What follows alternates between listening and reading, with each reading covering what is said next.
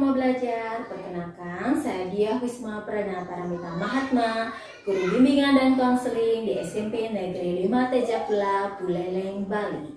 Pada hari ini, saya akan menyampaikan materi layanan Semangat Belajar dari Rumah. Sasarannya yaitu siswa kelas 7, 8, dan 9. Tujuan dari layanan ini, yang pertama, mengidentifikasi berbagai macam kegiatan belajar dari rumah. Yang kedua, menjelaskan kriteria semangat dalam belajar. Ketiga, mengklasifikasi perilaku belajar aktif yang dilakukan dari rumah. Yang keempat, menganalisis keberhasilan siswa dengan belajar dari rumah. Sahabat Rumah Belajar, saat ini pelajar dan mahasiswa Indonesia tengah menghadapi situasi pandemi virus COVID-19. Semua pihak telah diminta untuk belajar dari rumah. Sekolah maupun perguruan tinggi menerapkan pembelajaran jarak jauh secara online. Tugas-tugas diberikan secara online menggunakan beragam aplikasi yang tersedia. Namun, aktivitas belajar dari rumah tak sepenuhnya mudah. Belajar di rumah penuh tantangan seperti tergoda untuk rebahan, menonton televisi, dan lainnya. Nah, sahabat Rumah Belajar, berikut tips-tips membuat suasana belajar dari rumah tak menyenangkan. Yang pertama, sediakan tempat yang nyaman untuk belajar. Sahabat Rumah Belajar, banyak dari kita memilih belajar sambil rebahan di kasur.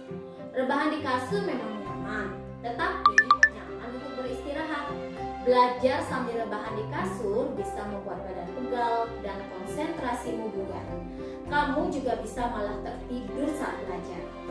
Pilihlah tempat duduk untuk belajar. Usahakan tempat duduk memiliki sandaran dan busa yang nyaman untuk duduk.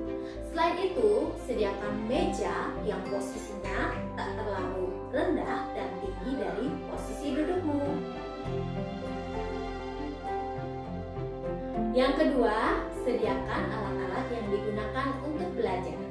Sahabat Rumah Belajar, jika kamu terbiasa meminjam alat-alat untuk belajar kepada teman, saat ini siapkanlah sendiri alat-alat tersebut. Alat-alat yang mendukung belajar bisa membuatmu mudah untuk belajar. Jangan sampai alat-alat untuk belajar ini tidak kamu perhatikan sehingga bisa mengganggumu saat belajar. Ketiga, pastikan koneksi internet baik. Untuk menyiapkan segala materi pembelajaranmu, hal lain yang mesti diperhatikan saat belajar dari rumah adalah koneksi internet. Koneksi internet yang baik akan memudahkanmu untuk tetap terhubung dengan guru saat belajar dari rumah. Kamu tak harus memasang jaringan internet di rumahmu. Kamu bisa menggunakan jaringan internet lewat handphonemu. Pastikan juga provider teleponmu menjangkau daerah tempat tinggalmu. Yang keempat, sediakan camilan sehat.